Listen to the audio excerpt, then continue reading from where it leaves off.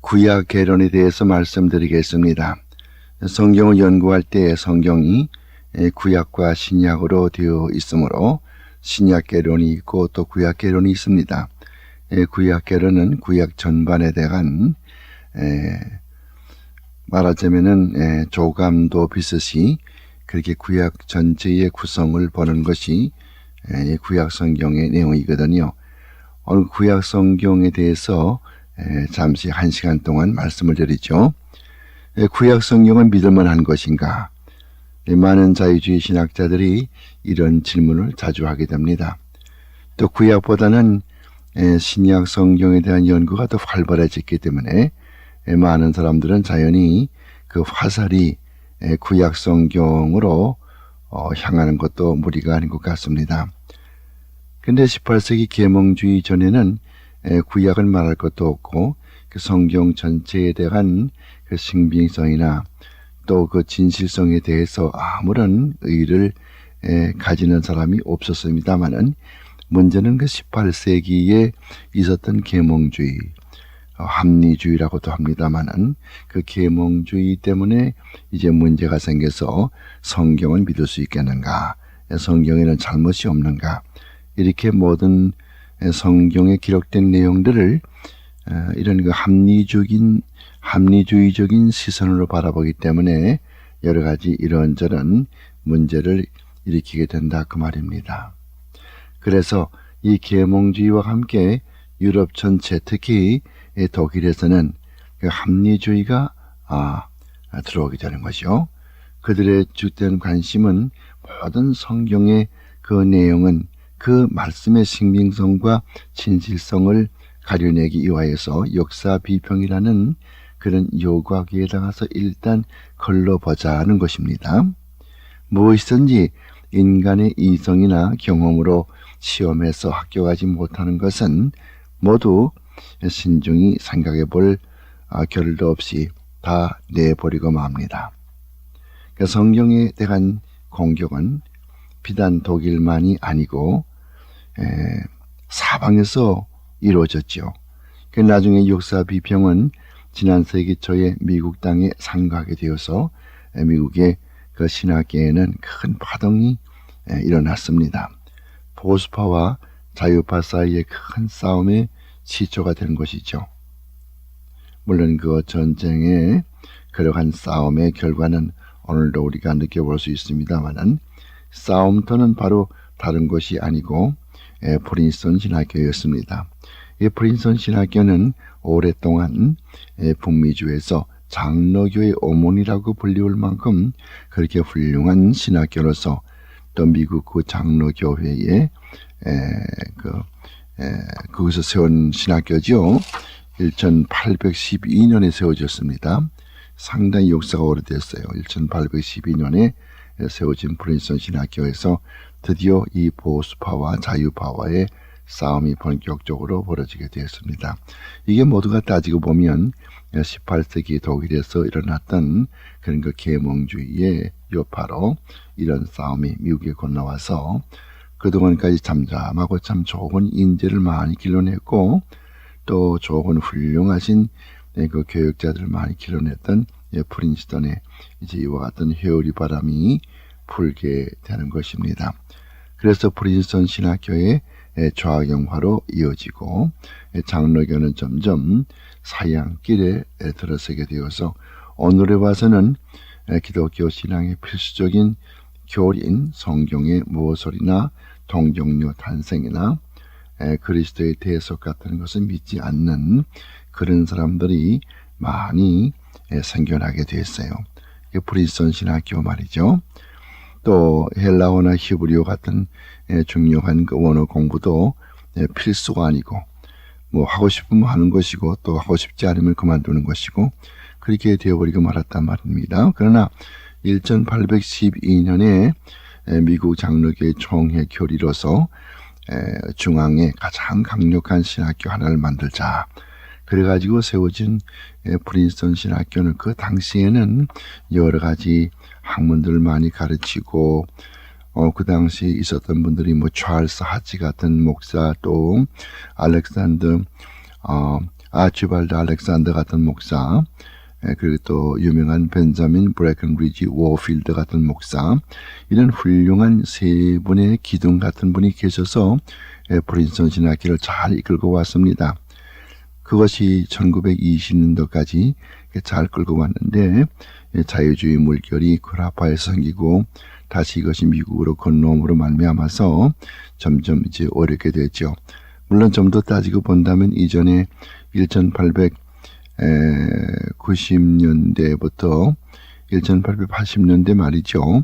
그때 뉴욕에 유니온 신학교가 있는데 그 유니온 신학교에 이 히브리어 교수로 왔던 유명한 분이 한 분이 계십니다. 그분의 이름이 찰스 브릭스 목사인데요. B-R-I-G-G-S 찰스 브릭스 목사인데 이분은 젊은 분이고 유니온 신학교를 졸업하고 독일에 건너가서 베를린 대학에서 좋은 공부를 해가지고 학위도 받아가지고 와서 유니온 신학교의 교수로 발탁이 돼서 가르치게 되는데 부임하자마자 부임하는 그 설교에서 고등비평을 인정해야 된다.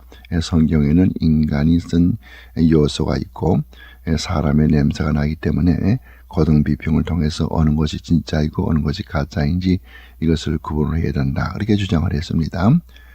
그 당시 그런 것은 참 처음 듣는 일이었고 미국의 유니온 신학교에서는 참 처음이겠죠.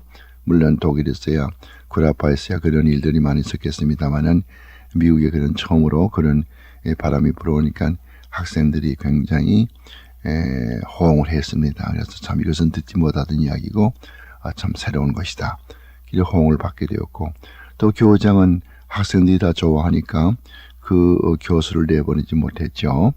또 뭐 학생들이 좋아하면은 교수를 붙잡아두는 것이 신학교의 관리가 아닙니까?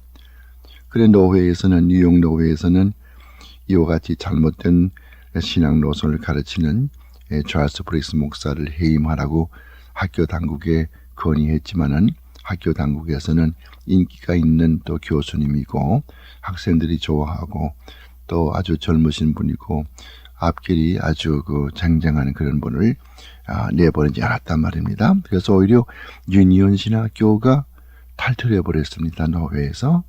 유니온 신학교가 노회에서 탈퇴해 버려서 독자적인 노선을 걸으면서 그때부터 유니온 신학교가 이렇게 잘못돼서 오늘까지 뭐 오늘에 와서야 뭐 하나님의 권위를 믿습니까? 또 성경의 권위를 믿습니까? 이렇게 돼버렸죠. 그 유니온 신학교에서는 그 유명한 신학 교수가 그 후에도 폴 틸리히라고 하는 폴 틸리히라는 말은 T-I-L-L-I-C-H 폴 틸리히 그분이 들어와서 성경에 무엇을 완전히 부인해버리고 성경에는 잘못 추성이다. 그렇게 가르쳤고 또 그분의 뒤를 이어서 그분에게 공부했던 하비 칵스. 이 하비 칵스는 지금도 살아있죠.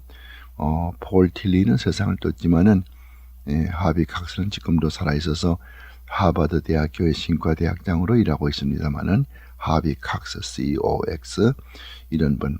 이 하비 칵스는 세속 도시라고 하는 책을 썼어요.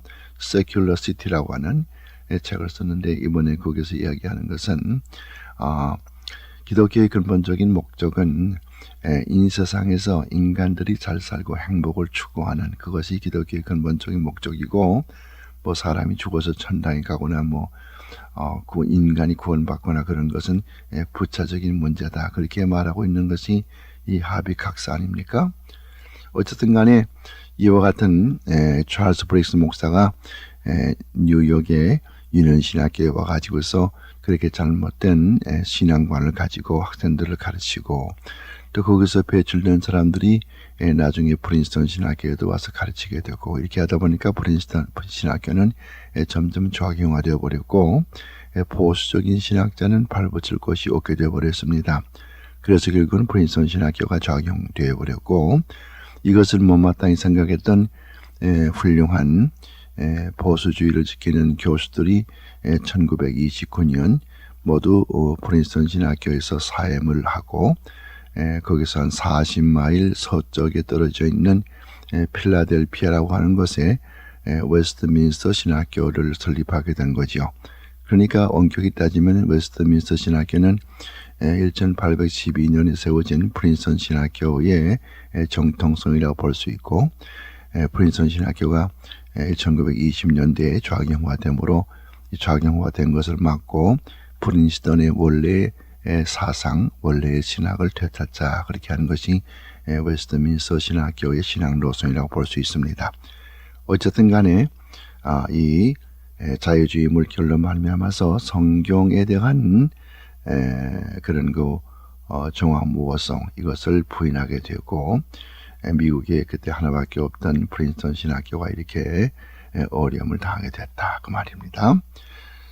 그 다음에 이제 우리가 생각할 것은 이런 자유주의 물결이 들어오고, 그래서 미국에서 이런 자유주의 논쟁이 생기게 되고, 이렇게 할 무렵에, 물론 그 당시 이제 자유주의 물결이 들어오니까 유명한 J. Gresham Machen, M-A-C-H-E-N, Machen, J. Gresham Machen 박사 같은 분은 책을 썼습니다. 그게 무슨 책인가 하면은 Liberalism and Christianity, 그런 기독교와 자유주의라는 그런 책을 썼고, 또 Virgin Birth of Christ, 그리스도의 동정녀 탄생. 왜 그런가 하면은 이 자유주의 신학자들, 계몽주의 신학자들은 예수님의 동정녀 탄생 같은 거 안 믿지 않습니까? 그러니까 문제가 되거든요. 그래서 메이션 박사가 그 당시 프린스턴 신학교의 교수로 계셨는데, 그분이 쓴 책이 Virgin Birth of Christ, 그리스도의 동정녀 탄생. 그래서 Liberalism and Christianity, 자유주의와 기독교, 이런 책들을 쓰게 되었고, 또 What is Faith, 신앙이란 무엇인가, What is Faith, 신앙이란 무엇인가, 이런 좋은 책들을 써서 그 당시 자유주의와 싸웠지만은 워낙 자유주의 물결이 세기 때문에 참으로 어려움을 많이 당했습니다. 그 자유주의를 신봉하는 유대인 범신론자가 있는데요. 그 사람의 이름이 베네딕트 스피노자입니다. 스피노자. 우리 한국 분들은 스피노자 그러면은 그래서 한 가지 꼭 아는 것이 있어요. 그게 뭐인가 하면은 내일 주님이 오신다 하더라도, 내일 주님이 재림한다 하더라도 오늘 나는 사과나무 한 그루를 심겠다. 그 참 멋진 말이죠. 내일 주님이 오시더라도 나는 오늘 당장 사과나무 한 그루를 심겠다. 그렇게 여유 있는 그 신앙의 폭을 우리에게 가르쳐주는 스피노자입니다만은, 그러나 그 사람의 신학은 별로 좋은 게 아니에요. 범신론자거든요. 물론 유대 사람입니다. 유대 사람인데도 또 스페인 계통이요. 자기 아버지가 스페인 계통이거든요. 그래서 베네딕트 스피노자. 스피노자라는 그런 사람은 말하기를 모세 오경의 일부는 모세 말고 다른 사람이 기록했을 것이라고 그렇게 말을 했어요. 왜 그런가 하면은 신명기 맨 끝에 가서 보면은 모세가 죽었다고 하는 말이 나온단 말입니다. 그래서 그 말을 영해서 모세가 기록하지 못했을 것이다. 물론 그가 암시하는 것은 그 신명기 맨 끝에 나오는 모세의 죽음 이야기를 두고 하는 말이겠죠. 그의 이 같은 발언은 얼마 동안 별로 학자들의 관심을 끌지 못했습니다만은, 그러나 본격적인 성경에 대한 공격은 프랑스 학자였던 정 아스트루크라는 사람이 있어요. 정 아스트루크. 아스트루크라는 것은 A-S-T-R-U-C, A-S-T-R-U-C, 아스트루크. 정 아스트루크라는 사람이 시작됐는데요. 그는 창세기 1장을 기록한 사람과 제2장을 기록한 사람이 서로 다르다고 주장을 했어요. 이 아스트루크가. 왜냐하면 창세기 1장에서는 하나님을 엘로힘이라는 단어로 나타냈는데, 창세기 2장에서는 같은 하나님을 다른 단어인 여호와 혹은 또 야훼로 나타냈기 때문에 이것은 분명히 두 사람이 기록한 것이다. 그러므로 그의 주장은 창세기 1장은 하나님을 엘로힘으로 알고 있는 사람이 기록을 했고, 제2장은 하나님을 여호와 혹은 또 야훼로 알고 있는 다른 사람이 기록했다. 이렇게 주장하는 거예요. 오늘에는 많은 자유주의 학자들이 유럽이나 북미주나 할 것 없이 분명히 우리가 갖고 있는 구약 성경은 믿을 수 없으며 모세 오경의 모세의 저작설도 믿을 수 없다고 믿는 것이 구라파나 또 미국의 자유주의 신학자들의 대부분입니다. 독일 신학자가 한 분이 계십니다.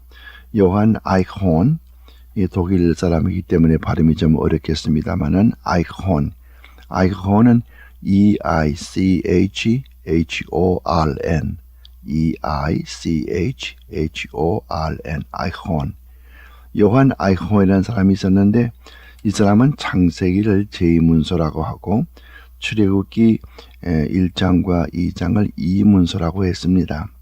그 이유는 창세기 1장은 대부분 하나님 여호와 혹은 야훼로 나타내고 출애굽기 1장과 2장에서는 같은 하나님을 엘로힘으로 나타내고 있기 때문에 그는 이 창세기를 제2문서라, 출애굽기는 2문서라, 즉 엘로힘의 제이라고 하는 것은 여호바의 제이, 그래서 제2문서니 2문서니 이렇게 나오게 되죠. 그러므로 그의 결론은 모세 오경은 적어도 한 사람 내지 두 사람 이상이 기록했다, 그렇게 말하는 겁니다. 이것이 이제 문서설의 기원이죠. 요즘 자유주의 신학자들 보면은 문서서들을 많이 주장하고 있어요. 문서설인 것이 뭔가 하면은 문서설이라고 하는 것은 영어로 documentary hypothesis라고 그러는데요. documentary hypothesis라고 그러는데 이 창세기 장출 내민신 이것은 한 모세 한 사람이 기록한 것이 아니고 여러 사람이 기록을 했다, 그렇게 이야기하는 것이고, 어떤 부분은 제2문서, 어떤 부분은 2문서, 어떤 부분은 B문서, 어떤 부분은 또 D문서, 이렇게 여러 가지로 문서를 4가지로 나누어서 이런 부분은 이 사람이 기록했고 저런 부분은 저 사람이 기록했고, 그 기록한 자가 누구인지는 알지 못하지만은 하여간 각각 여러 사람이 기록을 했다, 그렇게 말하는 것이 문서설입니다만은, 여기 독일 사람 아이크혼이나 또 프랑스 사람 아스트로크나 이런 사람들이 모두 그 스피노자의 사상을 본받아서 그 스피노자가 옛날에 얘기했던 것이 맞는가 한번 다시 점검을 해보자, 그래가지고서 이런 그 문서설이 이제 신학계에 대두하게 되는 거죠. 또 한 사람이 있습니다. 웰름 디 웨트라는 사람이 있어요. 디 웨트라는 것은 D는 D-E, 웨트라는 것은 W-E-T-T-E, 디 웨트. 그런데 이 빌레름 디 웨트라는 그 사람은 그의 박사 논문인 신명기에 관한 연구, 신명기에 관한 연구라는 그런 책에서 말하기를 모세의 저작 중 하나인 신명기가 다윗 시대 이전에는 존재하지 않았다고 주장을 하고 있어요. 이거 참 문제가 되거든요. 무슨 말인가 하면은 모세가 쓴 글, 즉 장출내민신 이런 5권의 책이건 또 어떤 책인 간에 모세가 기록한 것은 다윗 이전에는 발견되지 않고 다윗 이전에 기록한 것이 아니고 다윗 왕의 이후에 기록한 것이다, 이렇게 된단 말이에요. 그럼 무슨 말이겠습니까? 다윗이 기원전 천년 사람이라 할 것 같은 문제는 장출내민신 이 5권의 책이 모세가 기록했다는 것을 인정치 않고, 왜? 모세는 지금부터 얼마 전 사람입니까? 3,500년 전, 주전 1,500년 전의 사람이거든, 모세는. 그러면은 이 장출내민신 이런 모세 오경이 다윗 왕 이후에 기록되었다면 기원전 천년 이후에 기록되었다, 그 말이니까 결국은 모세가 기록하지 않았다, 그 말이 되어버린단 말이에요. 그래서 그 모세의 저작서를 부인하는 사람이 빌레름 디 웨트라고 하는 사람이죠. 그래서 이 모세, 정말 이 모세 오경이 다윗 왕 이전에는 존재하지 않았는가? 바꿔 말할 것 같으면 디 웨트는 신명기의 저작 연대를 보수주의자들이 주장하는 것보다도 약 500년간 늦추어서 생각하는 거예요. 보수주의나 또 정통주의는 뭐라고 가르칩니까? 장출레민신, 신명기는 말할 것도 없고 장출레민신, 이 모세 오경 모두가 다 모세가 살았던 기원전 1500년 그때 기록했다고 믿는 것이 아니겠습니까? 자, 그러니까 여러 가지 이와 같은 그 자유주의 신학자들이 성경을 마음대로 이렇게 조작을 해서 이 모세가 기록할 수 없었겠다느니, 여기에는 잘못이 있다느니, 또 어떤 신학자들은 그래요. 모세가 기록할 수 없다는 그런 이유 가운데 하나가 모세가 살았던 그 당시에 문자가 있었느냐, 또 그렇게 말한단 말이에요. 그래서 기원전 16세기 그때는 문자가 없었기 때문에 모세가 기록할 수 없다. 왜 문자가 없습니까? 오늘 지금 고고학적으로 보면은 에블라문헌이라고 하는 것은 물론 이제 1978년이죠. 1978년에 발견된 문헌이지만은 그 문헌의 날짜는 언젠가 하면은 기원전 22세기, 그러니까 2100년이거든요. 기원전 2100년에 기록된 것이 1978년에 발견됐단 말이에요. 근데 그게 기원전 22세기에 나왔던 그 문헌이 벌써 있는 것을 알고, 그때 그 에블라 왕국의 그 왕립 도서관에서 나온 17,000장이 넘는 그런 이 클레이 태블릿, 우리말로 말하면은 토판이죠. 흙에다가서 이렇게 스타일러스로 글을 새겨놓은 토판, 그런 것이 17,000장이 나왔거든요. 그 문자가 있었단 말이에요. 문자가 있었는데도 불구하고 이 자유주의 신학자들은 그 당시에 문자가 없었기 때문에 어떻게 모세가 모세 오경을 기록했겠나, 그렇게 말하는 거, 크게 잘못된 것이죠. 그래서 하나님의 말씀을 하나님의 말씀으로 믿지 않고 하나님의 말씀의 권위를 믿지 않으면 땅속에 있는 돌들이 이렇게 소리 질러서 과연 하나님의 말씀은 조금도 틀림이 없다고 하는 것을 우리에게 웅변으로 가르쳐주고 있는 것을 우리가 많이 고고학에서 볼 수가 있는 것입니다. 이 펜타튜크란 말, 모세 오경을 이제 펜타튜크라 이렇게 말을 하죠. 이 펜타튜크라는 말은 5권의 책이라는 말인데요. 성경에 적용되면은 구약의 첫 5권을 말하는 것입니다. 즉 장출레민신 5권을 말하는 것이에요. 펜타라는 말은 5, 튜크라는 말은 두루마리, 그러니까 5개의 두루마리, 다시 말하면 5권을 이야기하고 모세 오경을 영어로 펜타튜크라고 그럽니다. 이제 이들의 성경을 파괴하려는 인간적인 논쟁을 탐구하고 그 이론들을 하나씩 반복해 보잔 말입니다. 무엇보다도 스피노자는 모세 오경의 일부가 모세가 기록할 수 없다고 분명한 사유 없이 그렇게 주장을 하고 있어요. 물론 모세의 죽음의 이야기는 모세가 기록할 수 물론 없었겠죠. 의심할 여지가 없이 모세가 기록하지 않았습니다. 어떻게 죽는 사람이 자기 자신이 자기가 죽었다고 말할 수 있겠습니까? 그러나 모세가 죽었다고 하는 그 말씀 한마디가 들어있다고 해서 모세 오경 전체를 모세가 기록할 수 없었고 다른 사람이 기록했다고 말하는 것은 좀 너무 무리한 주장이 아니겠나 싶어져요. 모세의 죽음 이야기는 나중에 다른 편집하는 사람이 거기다가서 첨가했겠지요. 그러나 모세 오경을 모두 그렇다고 해서 부인할 수는 없는 겁니다. 왜냐하면은 그것들은 모세가 기록되었다고 예수님께서 분명히 요한복음 5장에 말해주고 있거든요. 그러면은 예수님께서 그렇게 말하는 것을 우리가 부인할 수 있습니까? 그래서 모세가 내게 대하여 기록하는 것이라, 그렇게 요한복음 5장 맨 끝에 가면 그런 말씀이 있습니다.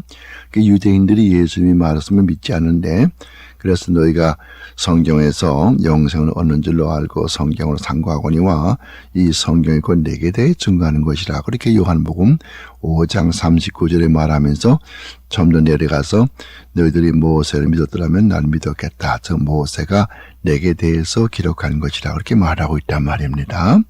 그러니까 예수님도 모세 오경은 모세가 기록했다는 것을 인정하는데 우리가 어떻게 또 스피노자가 어떻게 그 모세 오경을 모세가 기록한 것을 반박할 수가 있겠냐, 그런 말씀이죠.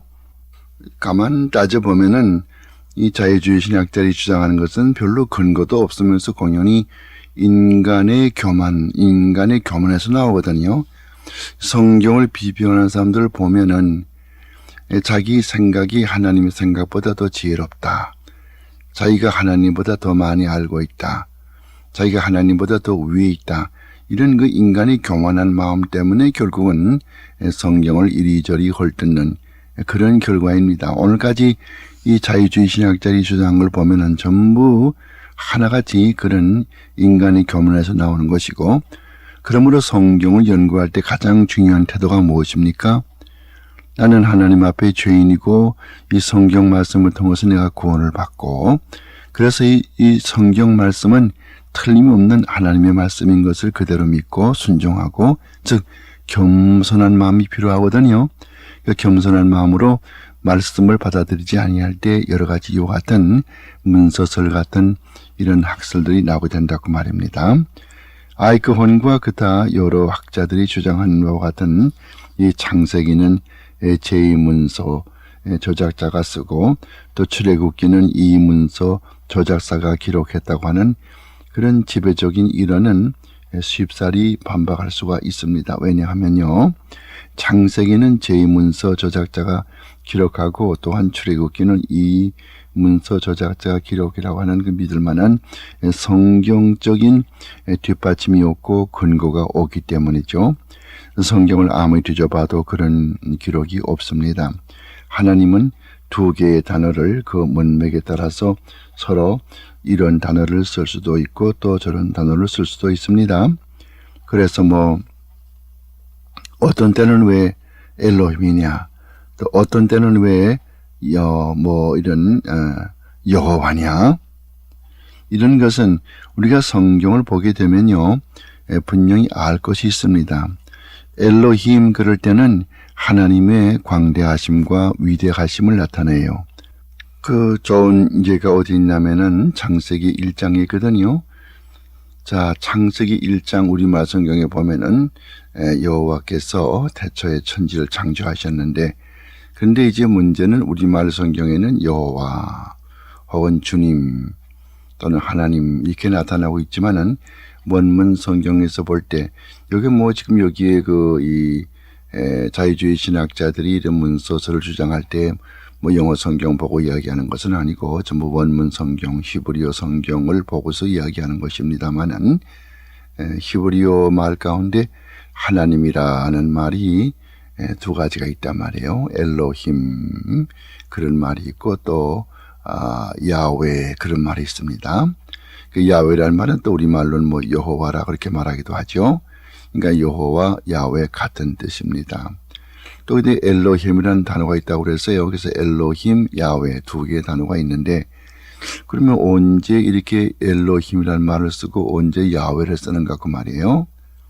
방금 전에 말씀드린 대로 엘로힘 그러면은 하나님의 높으심, 하나님의 크심, 위대하심, 이런 것을 하나님의 힘, 전능하신 그 엘로힘, 이것을 나타낼 때 엘로힘 그런단 말이에요.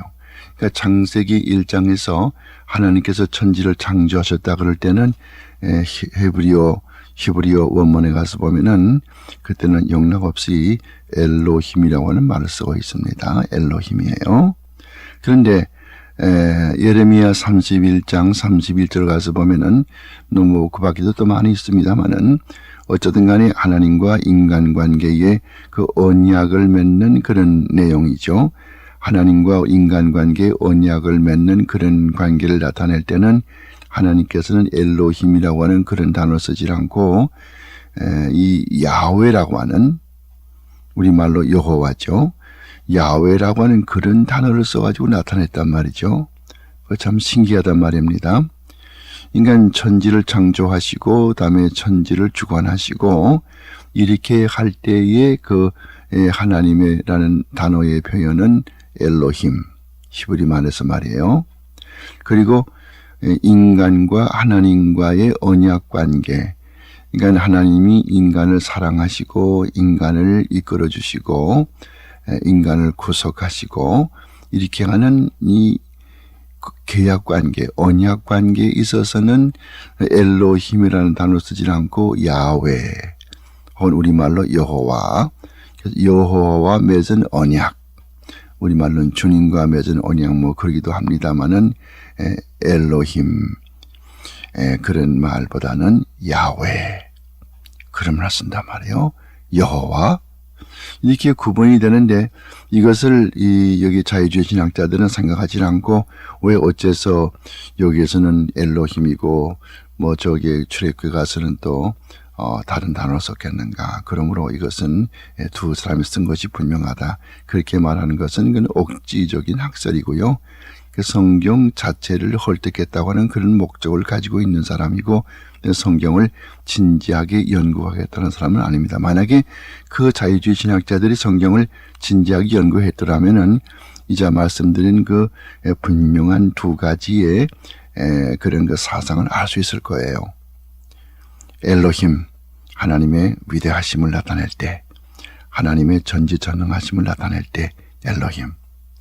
그다음에 여호와, 이는 인간과 하나님과의 관계를 나타낼 때 우리가 주님을 사랑하고 또 주님께서 우리를 사랑해 주시고 그래서 하나님의 언약 관계를 맺어서 항상 너희가 내 말을 지키면 내 백성이 되고 난 너희 하나님이 되어서 너를 버리지 않고 떠나지 아니하리라. 그런 그 언약 관계죠. 그 언약 관계에 있을 때는 야훼, 여호와 하나님 그렇게 쓰인다고 하는 거 알아두시면 좋을 것 같습니다. 그래서 이와 같은 그 아이크혼의 이론 같은 것은 성경적으로 뒷받침이 안 돼요. 성경 아무리 읽어봐도 그런 뒷받침이 나오질 않거든요. 오히려 그 반대로 이런 뭐 여호와 하나님이 어떻고 뭐 야훼 하나님 또 뭐 엘로힘 하나님이 어떻고 이런 거를 따지자면은 오히려 자유주의 신학자들이 오히려 망신을 당하는 그러한 그 결과가 될 거란 말입니다. 그러나 그들의 목적이 성경을 헐뜯고 또 성경을 파괴하자는 목적이기 때문에 아무리 이러한 좋은 성경적인 근거를 제시해 주더라도 그들이 받아들일 리가 없고 또 그들은 그들 나름대로의 자기 주장을 되풀이할 수밖에는 없습니다만은 역사적인 사실 또 성경에서 보는 성경적인 정확한 분석은 그러하다는 것입니다. 그 드웨시라는 사람이 주장하는 바 신명기는 다윗 시대 이전에는 존재하지 않았다는 말도 한번 따져볼 필요가 있을 것 같아요. 정말 신명기 모세 오경 가운데 맨 끝에 있는 신명기가 있지 않습니까? 신명기는 정말 다윗 왕 이전엔 존재하지 않았는가? 이거 우리가 다시 한번 짚고 넘어가야 될 것 같습니다. 물론 자유주의 신학자들이 아무리 우리가 성경적으로 옳다고 하는 걸 주장을 해도 그분들의 생각은 다 굳어져 있기 때문에 어쨌든지 성경을 헐뜯겠다고 하는 그런 생각을 가지고 있는 사탄의 사주를 받고 있으므로 쉽사리 그들의 생각을 처리하지 않습니다. 그러나 물론 이제 유명한 독일의 신문 기자가 있죠. 그 이름이 버너 켈러인데 버너 W-E-R-N-E-R 버너 독일 말에서는 W자를 V자로 발음하거든요. 그래서 버너 켈러 K-E-L-L-E-R 이분은 독일의 유명한 그 신문사의 기자로 있었는데 성경을 도무지 믿지 않고 성경은 전부 잘못 투성이고 성경은 신빙할 수 없다. 그런 사상을 가지고 있는 그 성경 비평가였습니다. 그렇지만 그가 항상 고민이 뭔가 하면은 헷 족속이라고 하는 게 나오는데 헷 성경 말씀 보면은 헷 뭐 우리야라든가 이번에 헷 사람 아닙니까? 헷 족속이 나오는데 아무리 성경의 그 고고학적인 발굴을 봐도 헷 족속에 무슨 유물이 나왔다고 하는 그러한 보고를 받아보지 못하거든요. 그래서 그건 이건 참 성경은 이건 잘못 기록된 것이다. 그렇게 성경을 항상 삐뚤어진 시각으로 보고 있었어요. 버너 켈러가. 그런데 어느 날 터키 근방에서 헷족 속에 유물이 나오게 되었고 헷족 속에 찬란한 문화가 나오게 됐단 말이에요. 그래서 그는 참 성경은 그야말로 정확한 하나님의 말씀이구나. 또 솔로몬의 마국간, 그 솔로몬의 마국간이 많다고 그랬는데 왜 땅을 파보니 그런 것이 나오지 않는가? 그것도 의심을 했거든요.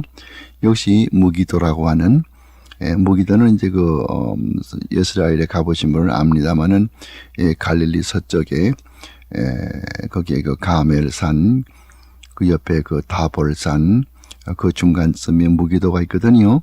여러분 지도를 보시면 그 무기도라고 하는 거기에 그 지중해 해안에 조금 깊숙이 들어가 있는 곳에 그 무기도라고 하는 곳을 볼 겁니다만은 무기도는 지금 거기에 마을이 집 몇 채밖에 없고 대부분 그 황량한 벌판이고 또 언덕이고 그럼 이 무기도라는 건 언덕으로 유명합니다. 그래서 여러 나라의 장수들이 싸울 때 이것을 이제 지나갔죠.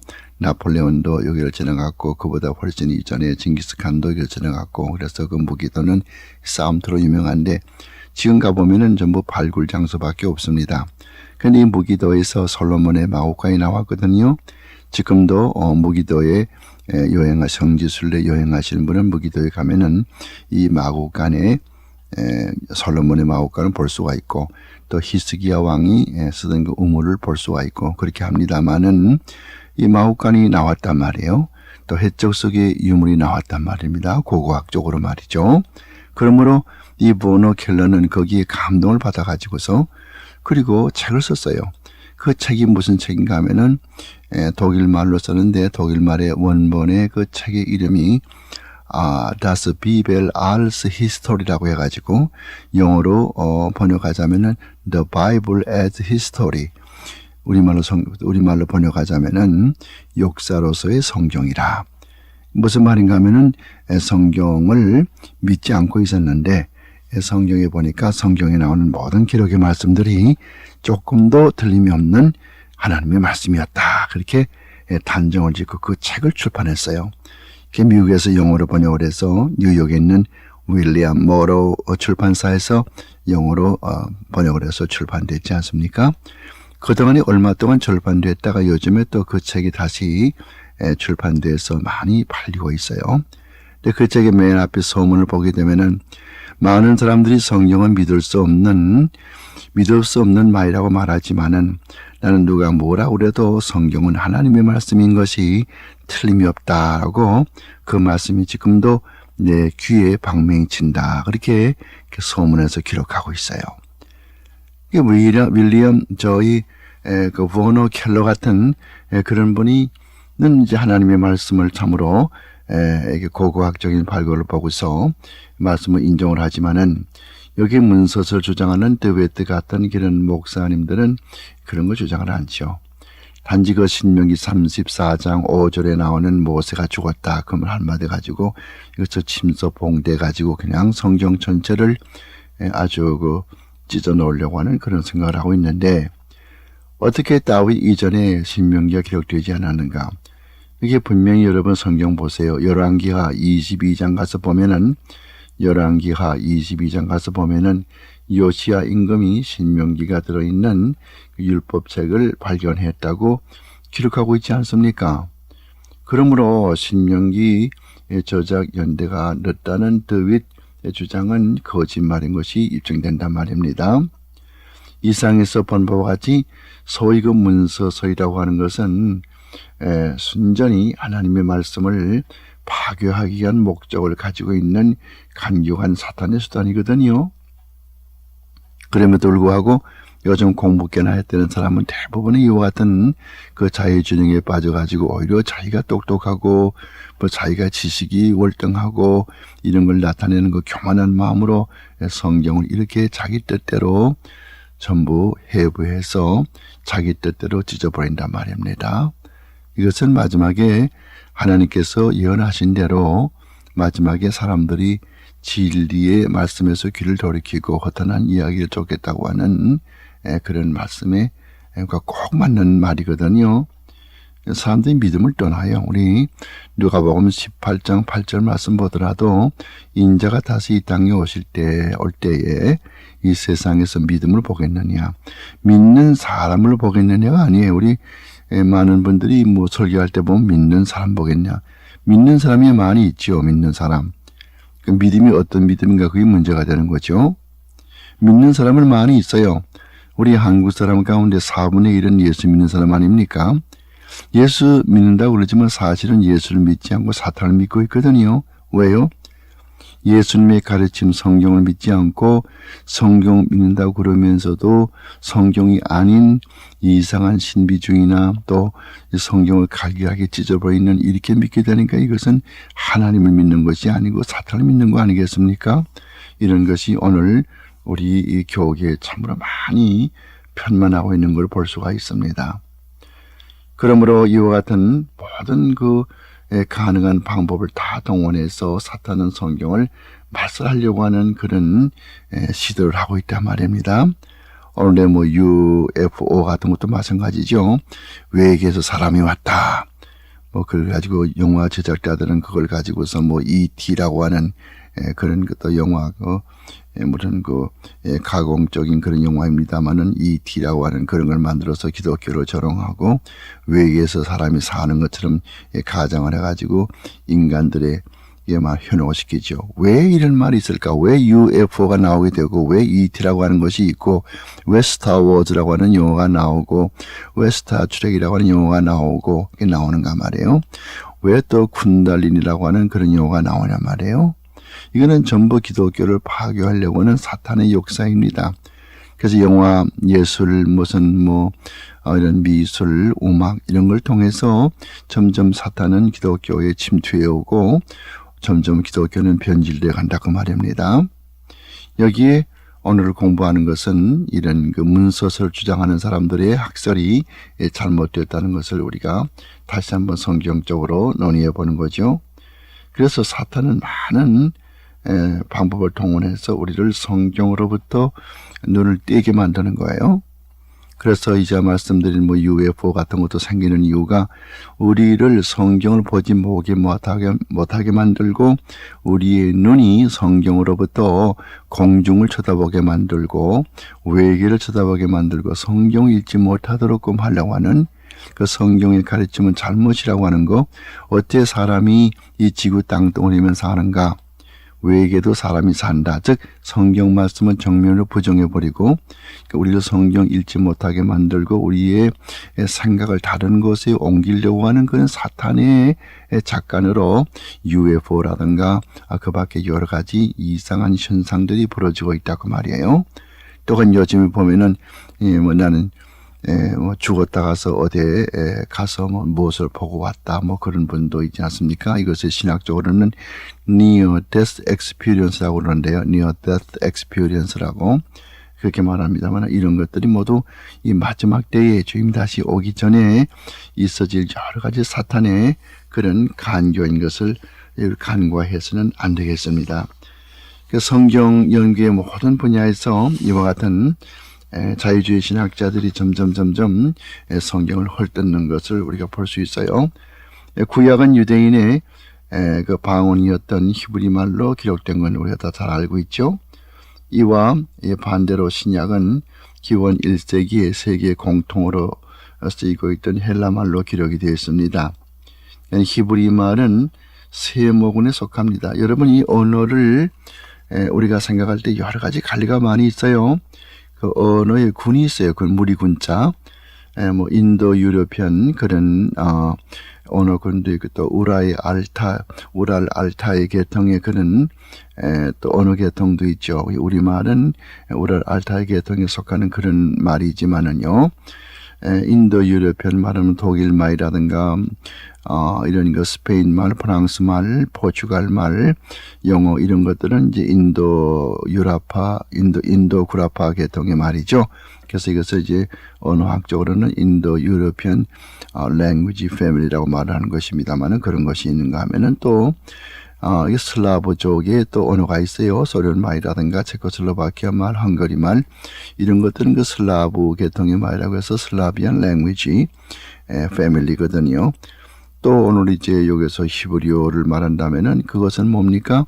이것은 세모, 세메틱 랭귀지라고 한단 말이에요. 헬라어야 물론 이제 인도 유로피안 언어군에 속하지만요. 신약 성경이 헬라어 말이에요. 영어와 똑같이. 그러므로 헬라어를 공부하면 영어가 쉬워지지요. 또 영어를 잘하시는 분은 헬라어가 쉬워지고요. 왜? 같은 그 족속이니까요. 같은 계통이니까요. 같은 부리니까요. 근데 이 히브리 말은 좀 다르단 말이에요. 세모군. 이 세모군은 어디에 속하냐 하면은 시디아마이라든가 아라보라든가 아라모 이런 데 속하거든요. 이거는 전적으로 문법 구조가 다르고 단어도 다르고 다 다르단 말입니다. 이 세모의 특징은 한 단어가 글자 셋 혹은 둘로 되어 있는데 둘로 되어 있는 건 별로 적고 별로 얼마 안 되고 있기는 있습니다만 얼마 되질 않고 대부분의 문자 셋으로 되어 있습니다. 문자 셋으로 되어 있으면서 거기에 모음을 이렇게 붙이고 저렇게 붙이고 발음을 달리 함으로 말미암아서 여러 가지의 다른 뜻을 나타내는 거예요. 그래서 예를 들 것 같으면은 액털 그러면은 내가 죽는다. 그 다음에 또 뭐 크탈타 그러면은 당신이 죽는다. 뭐 크탈토 그 여자가 죽는다. 이렇게 여러 가지 그 똑같은 그 KTL이라고 하는 그런 세 개의 글자를 가지고서 여기저기 모음자를 다르게 닮으로 말미암아서 다른 뜻이 되는 이것이 세모의 특징이거든요. 그런 세모에 속하는 그런 언어라고 말입니다. 그래서 세모군에 속하는 그런 언어이고 인도 유럽에 속하는 말이 아닙니다. 인도 유럽파 그런 언어에 속하는 것은 아까도 말했지만 영어나 스페인어나 그리스 말이나 프랑스어나 이태리어 등이라고 말씀을 했어요. 그래서 이런 그 다른 말로 기록된 그런 이제 그 언어인데요. 그러나 이 유대 사람들은 자기 나라 말에 모음자가 없어도 그걸 잘 알아들어요. 근데 이상한 것은 이스라엘에 가보면은 간판마다 다 이제 그 히브리 말로 간판이 써 있지 않겠습니까? 근데 그 히브리 말로 간판이 써 있는데 거기에 보면은 모음자가 없습니다. 아마 세상 나라 가운데 모음자가 없는 나라 말은 모르긴 몰라도 이 히브리 말이 히브리 말뿐이 아니겠나 생각됩니다.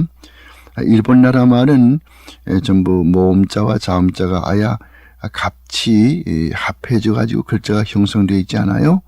그래서 가자 그러면은 K자고 A자 합해 가지고 가에서 가기국이고 이렇게 나오게 되는데요. 전부 보면은 앞에 자음자와 모음자가 합해 가지고서 한 글자를 만들었거든요. 이것이 일본 그 51개의 글자의 그런 특징입니다만은 영어는 안 그렇죠. 영어는 한 글자 모음자가 따로 있고 또 자음자가 따로 있고 26자입니까? 이렇게 되어 있지 않습니까? 근데 우리 한글도 마찬가지예요. 24글자가 전부 자음자가 있고 모음자가 있단 말입니다. 그런데 히브리 말은 자음자만 22글자가 있지 모음자가 없단 말이에요. 모음자가 없지만은 히브리 사람들은 간판을 기록해도 그렇고 책을 봐도 그렇고 잡지를 봐도 그렇고 신문을 봐도 그렇고 모음자가 없지만은 자기 나라 글을 모음자 없이도 잘 읽어낸다고 말이에요. 그런데 이것이 자기 나라 사람들은 그러하지만은 다른 나라 사람이 히브리 말을 공부할 때 얼마나 애를 먹겠습니까? 그래서 이 유대 사람들은 기원 후 7세기 한 700년 800년 되죠. 기원 후 700년 800년경에 갈릴리 지방에 거기에 이제 마소라라는 그런 학파가 있었어요. 마소라라고 하는 그런 이제 그 선비들이 모인 그 단체가 있었는데 이 사람들이 노력을 해서 외국 사람들이 우리나라 글을 볼 때에 읽기가 어려울 테니까 모음자가 없으므로 그런 모음자를 만들어주자. 그래가지고서 모음자를 만들었습니다. 그 모음자를 만들어 가지고서 성경에 그 자음자로만 되어 있는 그 글자 밑에 점을 찍었단 말이에요. 2점을 찍기도 하고 서점을 찍기도 하고 한 점을 찍기도 하고 그래가지고서 2점을 찍을 것 같으면 석점을 좀 비슷히 찍을 것 같으면 이런 식으로 만들었단 말이에요. 그래서 오늘은 이런 성경 히브리 말 성경에다 이 모음점이 다 붙여 있기 때문에 외국 사람도 히브리 말을 조금 공부하면은 성경을 읽을 수 있게 만들었다고 말입니다. 이건 참 그 마소라 사람들이 참 현명하고 참 공로를 많이 했어요. 기원 8세기 일이죠. 그래서 우리가 가지고 있는 히브리 말 성경, 개신교 사람들이 가지고 있는 히브리 말 성경은 모음자가 붙어 있는 성경입니다. 이것을 신학적으로 마소라경이라고 그래요. 마소라경. 영어로 말할 것 같으면 Masoretic Text라고 그래요. Masoretic Text. 마소라 사람들이 만들었다고 그래가지고 마소라경이라고 말합니다만은 이 마소라경이 아닌 옛날의 타나카, 이 유대인들의 성경을 타나카라고 그래요. 타나카. 이 타나카라는 말은 구약 성경에서 이제 토라라고 하는 거, 맨 처음에 이제 장출 레민신 5권 모세오경을 히브리 말로 토라 그러거든요. 토라, 율법이라고 말이죠. 토라. 그 다음엔 또 그 토라라고 하는 말에 맨 첫 글자 T를 따고, 그 다음에 이 선지서를 히브리 말로 나빔 그래요. 나빔. 나빔의 맨 첫자 N자를 따고, 그 다음에 성문서, 그 밖에 다른 성경책들이죠. 이것을 이제 성문서라고 그러는데, 성문서를 크테빔 그래요. 케토빔이라고 그러죠. 케토빔이라고 그러는데 그 K를 따가, 그래서 TNK를 땄단 말이에요. 머리 글자를. TNK를 따놓고 보니까 발음하기가 어렵잖아요. 튼 크게 할 수도 없고요. 그래서 T자와 N자 사이에 A자를 집어넣고, 그 다음에 또 N자하고 K자 사이에 A자를 집어넣고 타나크. 타나크라는 것은 뭡니까? 이 히브리 말에 모음자가 없는 히브리 말 성경을 타나카라고 그래요. 이 타나카는 모두 22권으로 되어 있죠. 22권이라는 말은 오늘 우리가 가지고 있는 39권에서 뭐 어느 것이 삭제됐다 그 말이 아니고, 우리가 똑같은 성경이지만은 그 사람들은 성경을 전부 이렇게 합쳐버렸어요. 사무엘 상하 합쳐버렸고, 열왕기 상하 합쳐버렸고, 뭐 역대도 상하 합쳐버렸고, 에스라 니에미야 합해버렸고, 자꾸 이렇게 합쳐버리다 보니까 마지막에는 22권으로 그렇게 되어버렸습니다. 이것을 뭐라고 한다고 그랬습니까? 타나카라고 그런다고 그랬어요. 그래서 오늘 타나카 또 마소라경 이것도 배웠죠. 그런데 이 구약의 어떤 일부분은 또 히브리 말인 아람 말로 쓰여진 것도 있습니다만은, 뭐 아람 말로 쓰여진 것은 불과 뭐 다 합해봤자 한 50절 될까 말까 하고, 대부분 구약 성경은 히브리 말로 기록이 되어 있습니다. 그런데 왜 아람 말이 성경 속에 들어가게 되었냐면, 아라보가 아니고 아람, 바벨론에서 묻어온 거죠. 이스라엘 백성들이 약 70년 동안 바벨론에 포로 생활했거든요. 거기에서 70년 포로 생활을 마치고 유대로 돌아올 때에, 고국으로 돌아올 때에 그 아람어 바벨론에 쓰던 말이 묻어 들어왔단 말이에요. 그러므로 예수님 당시에 팔레스타인에는 적어도 4가지의 말이 통용되고 있었어요. 그 4가지 말이 뭡니까? 로마의 지배를 받았으니까 로마 말, 라틴 말이 쓰여졌을 것이고, 또 헬라의 문화권이 있었으니까 헬라 말이 통용되었을 것이고, 또 히브리 말에 자기 나라 원래 자기 모국어였던 히브리 말이 통용되었을 거고, 또 바벨론에서 묻어왔던 아람어가 또 통용되었을 거고, 그러면 4개의 나라 말이 예수님 당시에 팔레스타인에 통용됐단 말입니다. 그래서 여러분 이 마가복음 볼 것 같으면 달리다굼, 이건 어느 나라 말입니까? 아람어거든요. 또 엘로이 라마 사박다니, 이것도 아람어거든요. 또 에바다, 이것도 아람어고, 이 아람어가 왜 들어갔는가? 아람어가 들어간 이유는 그 당시 아람어도 이 팔레스타인에 통용되고 있었다는 것을 증명한단 말이에요. 그뿐만이 아니라 라틴 말도 상당히 작용하고 있었거든요. 그래서 거기에 보면은 그 브라이도리온, 마가복음에 나오는 예수님께서 재판받았던 브라이도리온, 우리말로 박석이라고 그러죠. 박석. 그 왜 박석이라고 그러냐면은 그 예수님께서 재판받던 그것에 올라가는 그 길을 보면 박석이라고 아주 넓은 돌들로 쭉 그 길이 깔려져 있습니다. 그래서 브라이도리온이라고 그러죠. 그래서 예수님이 재판받았던 그 근처에 가보면은 그 일대가 전부 그 널찍널찍한 돌로 쭉 길을 만들어 놨어요. 그래서 브라이도리온이라 이렇게 말을 합니다만은, 뭐 그것은 별로 중요한 것은 아닙니다. 그러나 여기서 이야기하려고 하는 것은 구약 성경이 히브리 말로 기록되어 있지만은 그 가운데 아람어로 기록된 몇 구절도 있는데, 그것은 뭐 숫자가 많지 않고, 그 이유는 아람, 즉 바벨론에서 포로 생활에서 본국으로 돌아올 때 묻어온 말이다. 그래서 여러분들 그 느헤미야서 8장 8절입니까?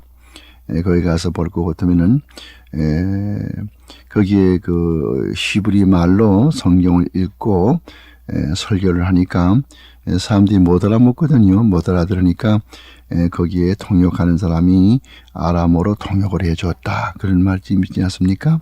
그 통역해 주면서 그 율법서를 읽고 다 울었다. 그런 말씀이 있죠. 그런 말씀 보면은 벌써 얼마나 이게 그 이스라엘 백성들이 바벨론 포로 생활을 마치고 돌아와서 자기 나라 말을 다 잊어버리는가 할 수가 있단 말입니다. 그로 이 놀라운 그 구약 성경의 사실을 다시 한번 우리가 볼 수가 있어요. 타나카라고 하는 그런 말씀을 아까 말씀을 드렸습니다만은 그 타나카라는 것은 히브리 말에 모음자가 없는 그 성경이라고 말씀을 드렸습니다.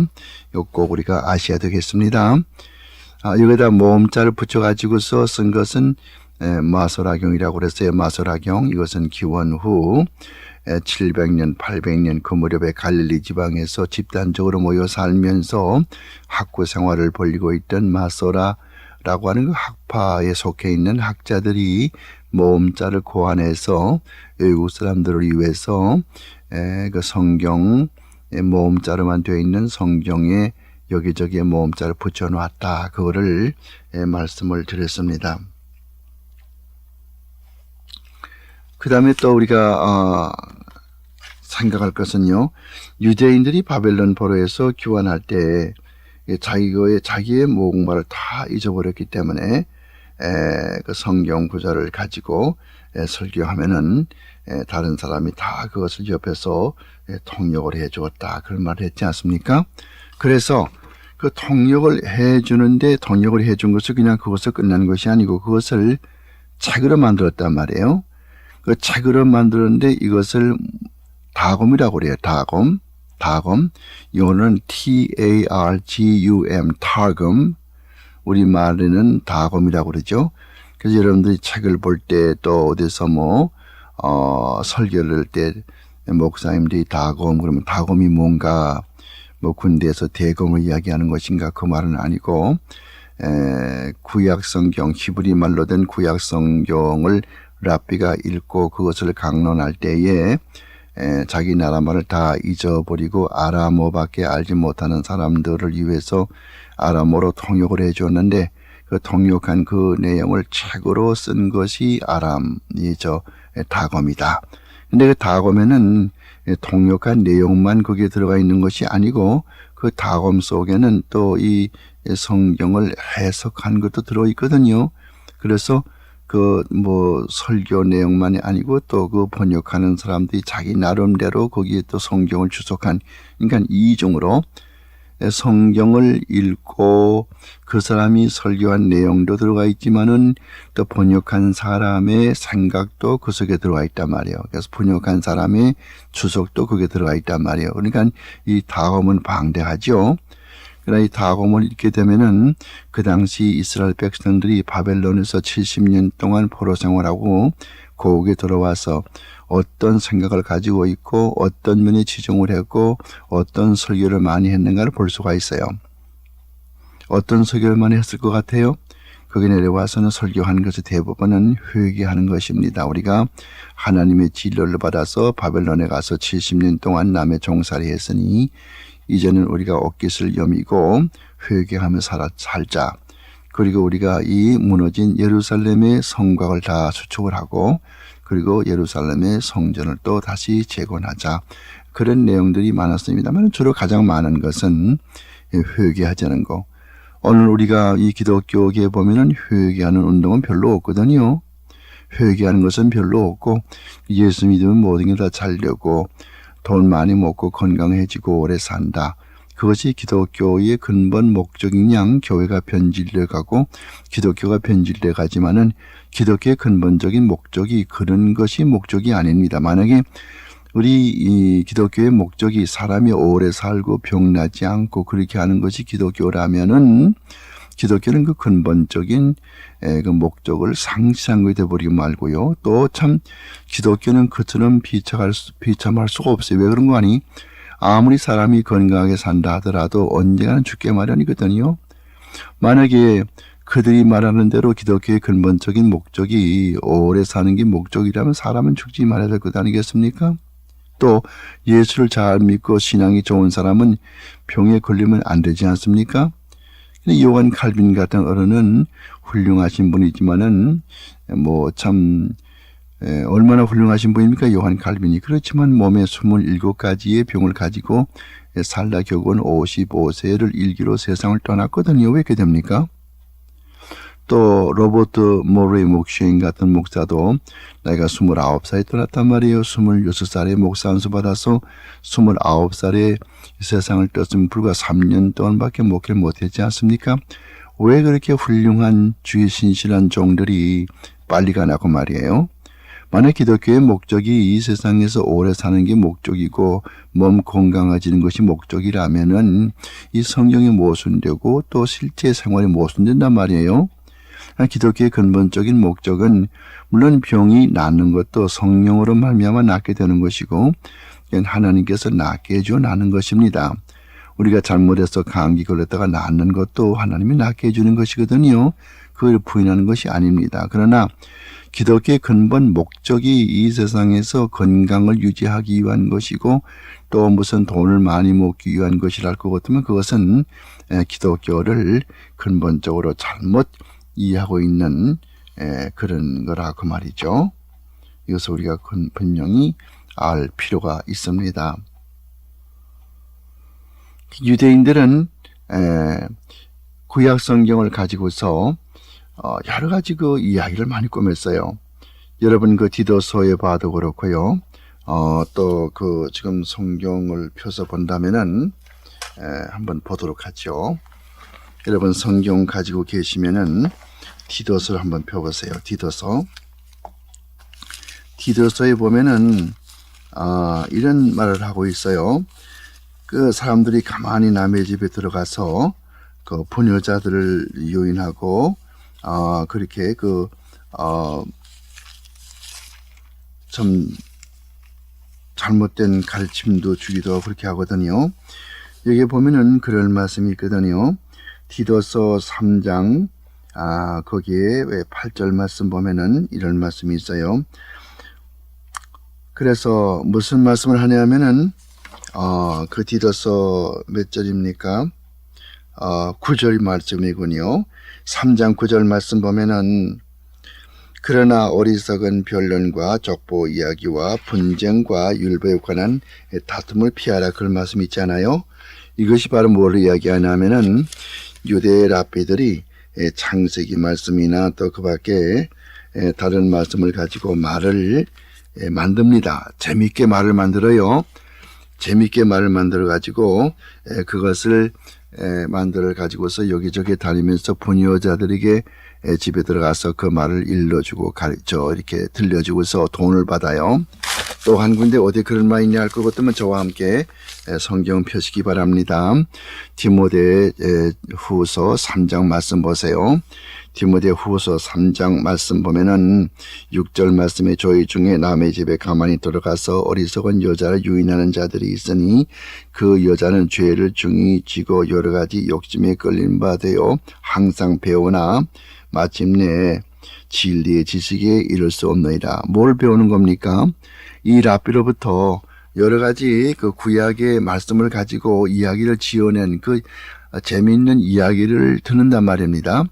그런 이야기 들어가지고 무슨 진리를 깨달을 수 있고 배울 수 있겠어요? 배우긴 배운다고 그러지만 배우는 것이 아무것도 없고 진리에 이르지 못한다는 말이거든요. 그래서 이게 디모데 3장 6절, 디모데 후서 3장 6절 말씀이 그런 말씀이란 말이에요.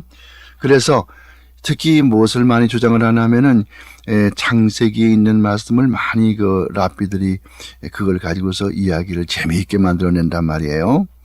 그래서 이와 같이 여러 가지 이야기를 많이 만들어내 가지고서 그게 구약의 모든 율법을 해석한 그런 책이 있어요. 이것을 탈무드라고 그래요. 탈무드. 이 탈무드는 지금 뭐 우리말로도 우리말로도 많이 번역이 되어 있기 때문에 우리 한국 분들 이 탈무드를 재미있게 많이 읽고 있습니다만은 그런 뭐 진리를 가리키는 그런 말은 아니고 그냥 유대인들이 구약 성경을 그렇게 나름대로 해석해 놓은 그런 것에 불과한 것입니다. 그 다음에 이제 그 끝으로 이제 그 구약 성경의 내용을 본다면요. 구약 성경은 모두 3부로 나누어져 있습니다. 그래서 맨 처음에 3부로 나누어 있는데 창세기부터 시작해서 에스더까지는 역사서라고 그러고 그 다음에 욥기서, 시편, 잠언서, 전도서, 아가서 이 5권은 우리가 시가서라고 그러죠. 영어로 포에틱 북스라고 그러고요. 나머지는 또 예언서가 17권이 있습니다. 그래서 맨 앞에 17권이 역사서, 중간에 5권이 지혜문서 혹은 또 이 시가서, 그리고 맨 끝에 17권이 예언서 혹은 또 선지서 이렇게 구성이 되어 있습니다. 이렇게 해서 오늘 구약성경 여기서 마치도록 하죠. 구약개론, 지금까지 구약개론에 대해서 말씀을 드렸습니다.